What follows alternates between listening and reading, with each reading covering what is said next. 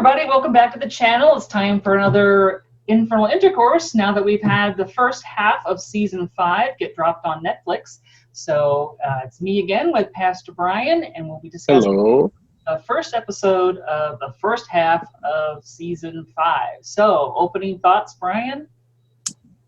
Yes, so I was very stubborn. I only watched the first one so I wouldn't confuse them in my brain. But I still haven't been able to articulate exactly what it is that I wasn't as drawn to it as I thought I would be. But there were definitely a couple cool moments in there that I felt like were fresher than any episode so far. But just in general, I found myself at certain points in the episode being conscious of time passing, which doesn't happen. Matter of fact, it probably hasn't happened since the end of that really long season. I felt like season 3. Yeah. Right. Yeah, I found it interesting that somehow, even though they're removed by she's on Earth, he's in hell, they still end up investigating the same murder. So that was kind of a fun thing. Yeah, it's interesting. I mean, there was a lot of clever writing, but maybe that was it. Maybe it was just a little too clever and too back and forth. Mm. I don't enjoy cliffhangers. That isn't fun to me. And so to have, 8 different cliffhangers within one episode, I think that was probably more annoying to me than interesting. Maybe that was it. Well, even though the structure was interesting, I admit. Yeah, and we got to see a lot more of hell. As we've explained in some previous episodes, if you've watched our earlier Infernal Intercourse episodes, we have been kind of confused on the rules of hell, how things work. In fact, just I guess maybe in the last episode or two, I had asked, so, are the demons playing parts? Oh, well, now we know. They really are. Everybody who shows up in your hell loop is a demon, basically being an actor. And in your hell loop, I guess they're your mother. In another hell loop, they might be someone's cousin. Who knows? But that is what the demons are doing. They are playing parts in the drama that you get to be in the loop over and over again. So I wonder if they get replaced. Did it get bored? For the first 1,000 times you go through your hell loop, Joe is the guy playing your dad, and then he gets bored and Sam comes in and he's your dad for the next 1,000 loops. Who knows? But we did get that question answered. It was cool though, and I mean mostly due to your memory. But I was proud that like how we had deduced it was how it showed, and also that they were consistent with pretty much what we have found in the evidence they've provided internally so far. So that's kudos to them for that. Yeah, so I like that it, because it's your hell loop, you've somehow subconsciously developed it on your own. So like when he wants to see who killed him and there's no face, well, it's because he didn't see the face of his killer, so therefore he can't imagine it in his hell loop because he doesn't have that knowledge. So that was kind of interesting. That you're only going to see things from your point of view in your hell loop, and you're not going to learn anything that wasn't there. As I say, yeah, you won't learn anything, so you won't change. That's why you don't get better. I mean, that makes sense. Yeah, although, I mean, it seems to all these demons that somebody could come along and if Lucifer wanted them to, I assume, could start maybe hinting or possibly. And so, okay, this is one thing I'm still not entirely clear on. Some people seem to remember that they had this hell loop, and then other times other people don't seem to remember. And because like this guy, when Lucifer tells him, well, you've been through this 200 times already, and he's like, what? No, this is my boat, we're on the ocean, this hasn't happened before. But then other times we've kind of gotten some clues that this kept happening over and over, and every morning I would get up and this is what would happen, and I just knew it was going to happen again or whatever. So I don't know if that relates to how self-reflective the person was in life, or the number of times you've gone through the hell loop, that eventually you're like, I think I remember this happened before a bunch of times, or what? Is it if the hell loop ends in death? Oh, I'm sorry, that was garbled. If the hell loop ends in death, is that what makes you not remember? I don't know. Yeah, well then it gets reset, I guess, to wherever you were before. But although this time Lucifer gets to like take him out of his hell loop and go through the rest of his memories. So he ends up, back at that family reunion, and he won't go into the house, and so he's out on the street. But then we have a great conversation between him and Lucifer, where, Brian, you thought this was maybe one of the top moment of the episode. You want to talk about that? Oh yeah, well, so then of course it was a new loop, and I didn't quite catch if that was a loop that he recognized or not.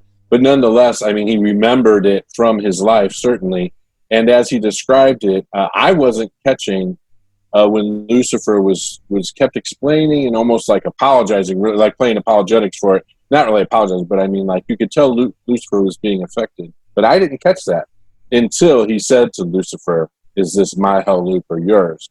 And then, boy, I thought that was really poignant. And Lucifer reacted as I would expect him to, but I, as a viewer, had I felt it in my heart for Lucifer, and I hoped it would lead to some kind of plot growth in that direction with Lucifer. I don't know. That was my favorite moment. That was a very good moment. So, so we had the two stories going. We see what's happened to the rest of our characters for the past 2 months. So Dan's now into some self-help stuff, jewelry making. And what Maze has been following Chloe around on her job. And of course, Linda and Amenadiel have been trying to Linda was so annoying in this episode. It was too much. It was very annoying. It was way too slapstick for me. But she doesn't keep it up. I binged it all. So. Good. Well, you know, one other neat thing before we move on from that Hellsing, my second favorite moment was I thought that was a cool moment to get to see the demon come back and that recently dead guy's. And I didn't understand at first when they came to Lucifer, said, "Lord Lucifer, we have this guy," and then and then that's what happened was they were able to do that. So that was really cool. And of course, you've discussed before about the rules, right? And a recently dead body can be can be possessed, I guess. Yeah. That was a really cool moment. So it's clear that what people consider demon possession in the real world is not demon possession in the Lucifer world, because you generally are not dead when you get possessed by a demon here, according to theology or whatever. But I thought that was a useful use of Lucifer's powers, and I wonder why he hadn't done more of that, because it's not always clear how powerful Lucifer is and what his powers are. They're not necessarily very well defined. Clearly, he's stronger than a human male, and obviously invulnerable most of the time. But he can also do these things like, "Hey, you're a demon, go up into this dead body, deliver a message for me." And considering that the person he's missing is a homicide detective, you think he could have used that fairly often. Now, maybe something I should go rewatch, but there was a question in my mind at the end of this episode, whether that message from the demon really came from Lucifer or from Lucifer's accuser or whatever, right? So it was that part of the plot, right, that's going on with the other Lucifer, right? I think it's from Lucifer. To a little bit of a spoiler, apparently. Sorry, I was trying not to. A little bit, just that the twin brother has different powers. Okay. Lucifer draws on people's desires. Michael draws on people's fears. So whereas Lucifer's like, "Tell me what you truly desire," one of the things that gets Michael away is he thinks like, "Tell me what you truly fear." So their powers are not the same. So if Lucifer has control over demons, can make them possess dead bodies, I would assume that Michael cannot do that. And there was a moment where Lucifer was feeling confident and friendly, where he described the rules of hell. Again, that was a little wistful, where I also felt, which we've talked about before, where almost like he wishes it was different, or he thinks it might change, even though he's not saying that he's saying it never changes and it's forever and ever. But there was a moment in the way he was delivering it when he was being friendly that I thought, oh, maybe he does have that feeling like, well, maybe if I do something right, this will change or something. Maybe that's a hopeless thought. I don't know. We haven't seen anything since I've seen all 8 episodes, particularly on that. But I would hope that at some point, he gets to the point where he's like, you know what, we can empty hell. There is a way to do it. I can do it. And now that I've learned from Linda, maybe he didn't need Linda. Maybe he can do it himself. He has forever. He's got all these demons. He can train them to be therapists too. Or maybe send them to Linda briefly to get some pointers or something. But, he could be doing more proactive things. And maybe now that he is maturing some, he will be more proactive. I don't know. He was with that power and telling, Demon to go and give Chloe a message, and which he had not seemed to do before. So, maybe he's getting a little more proactive on things. Yeah, aside from his moments of denial and petulance, he did seem to be the rehabilitated Lucifer in this episode, right? Yeah, that was like the big thing for season 3 is that we seem to wipe out 2 whole seasons of character development to go back to the really petulant 12-year-old Lucifer. And I was afraid we might do something like that, so we don't. So yay. Although it does give Linda a couple opportunities to have some good lines. She does tell Chloe at some point that he's like the oldest, most immature individual like in all of creation. But all of the angels seem pretty immature by human standards, so I don't know that that's really a Lucifer thing. But at some point he says something rather responsible, and Linda says something like, "Oh, now you're actually talking like, you're more mature or whatever." And then he says something completely stupid, and she's like, "Well, there goes the maturity." So he is still making progress. He's not perfect, but at least we have the character development stick. So. And we don't see much of Michael in this first episode, but it still bothers me that we have an identical twin to a character who was never born, and no one's ever mentioned them, not even Mom. That it's just like, did we really have to go to the well to drag up an identical twin? I mean, is this like Days of Our Lives or what?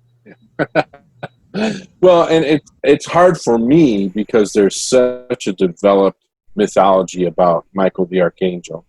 And they've done this before with Cain and Abel or whatever, reversing types or whatever. So, but yeah, I will be interested now to watch the next few episodes. But like the red eyes, right? Like, so Lucifer should have red eyes, right? Not Michael, right? But maybe they're doing a oopsie reversey. I don't know. Well, I don't know. We don't get a whole lot of answers in the first 8 episodes, so we'll have to see about the second 8 episodes. The last thing I saw was that they hadn't quite finished filming them because of COVID. So once production got shut down, apparently they hadn't finished the entire season. So like Tom Ellis has been stuck, I guess, in Los Angeles and hasn't been able to go home. So most of the article was him saying that he misses his kids and he'd really like to go home to see his kids again. And they're having to like FaceTime, and it's not the same. But then because of all the shutdowns of production, that the showrunners are saying as soon as they've finished filming season 5, they're just going to roll right into season 6 and not take a break. So I don't know when the second half of the season's going to come, because apparently it isn't quite all in the can yet.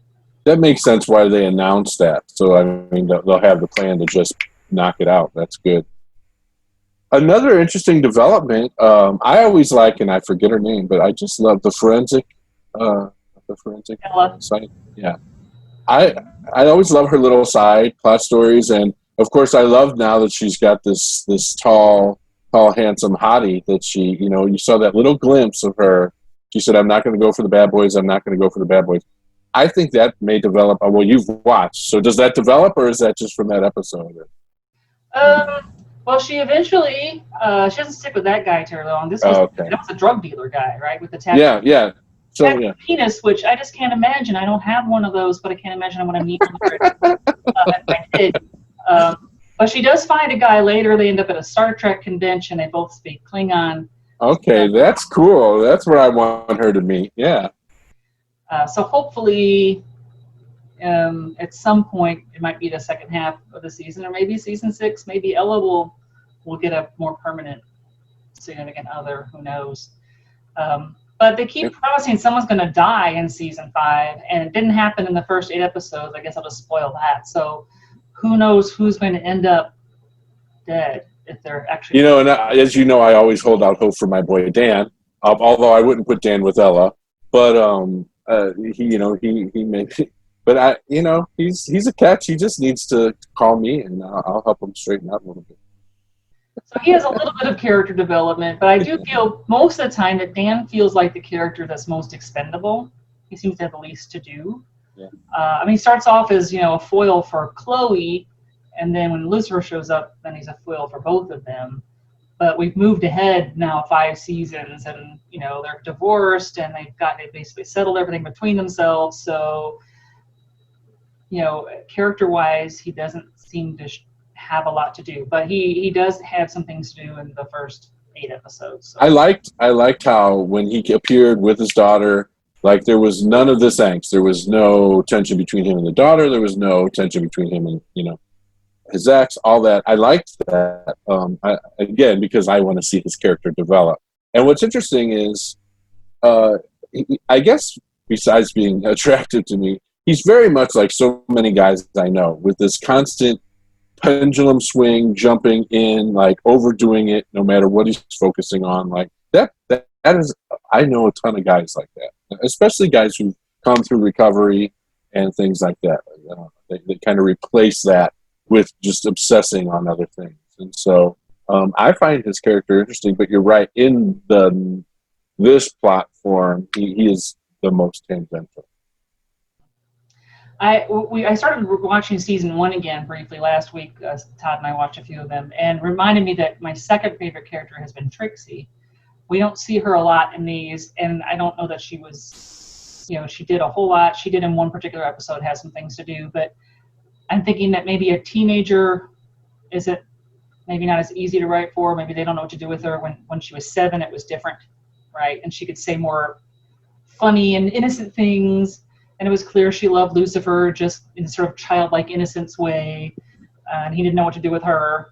But now that she's got to be, 13 or so, maybe we just don't know what to do with a 13-year-old. I don't. Yeah, and unfortunately, the whole angsty teen thing is a cliche. I mean, although it's real, so I don't enjoy that as a plot device, though. I hope that they don't explore too much of that. I do know, though, there is a phenomenon. I'm an oldest child of divorced families and stuff, that we tend to not indulge our rebellion as obviously, because we try and keep peace between the parents. And I don't know, maybe she's going in that direction. May's had a moment. Oh, I'm sorry. Go on. Yeah. Well, we just don't see Trixie that much in the first half of the season. Okay. But we see some more of Maze. I'm a little unhappy with how they're treating Maze. Yeah. Her character seems to have moved backward. And now it's like okay, Lucifer seems to have jumped forward. Maze has gone back. Because we had originally Lucifer treats her as an object, right? And because he always has.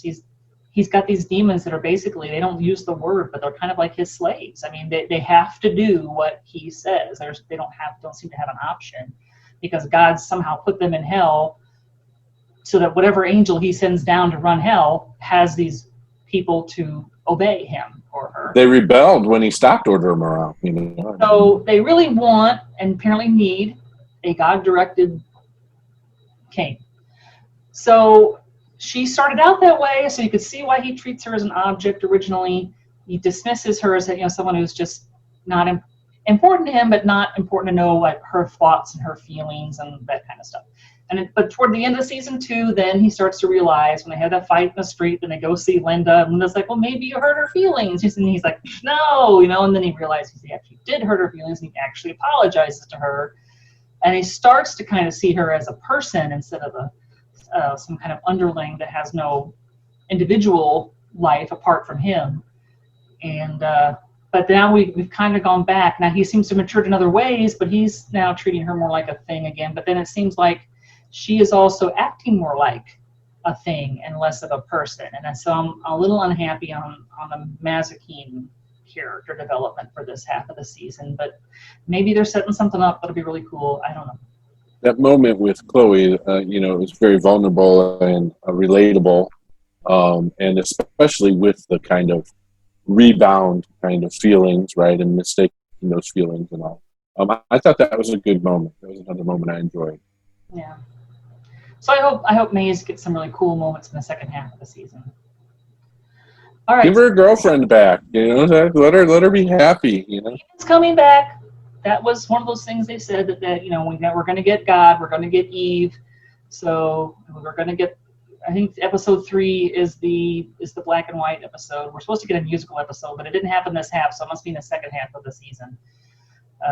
We'll see how that goes. The black and white episode to me dragged a lot, but it does have some things that happen that are run through the rest of the episode, so they do use it to set up some other things. But to me, it just didn't really move very quickly. Gimmicks. I hate gimmicks. All right, final thoughts on this first episode? Well done. And I think, honestly, I'm an extrovert, so now that I've said it out loud, I think that was what was putting me off. Is I hate cliffhangers. I hate it. And so to have multiple cliffhangers within the episode, it just made me want to stop watching, which is the opposite. I'm just a weirdo. I know normal people, that's what keeps them engaged in watching. But I did think it was clever, and as we've just identified, I found several really neat moments in there, and I am all about character, and the characters were all really solidly established, I thought. So, very cool. All right. Well, then we'll see you next time for more Infernal Intercourse. Enjoy. Remember, you like this to hit like and subscribe and the little bell notification button so you know when I put up more videos. And we'll see you next time. Bye-bye. Bye-bye.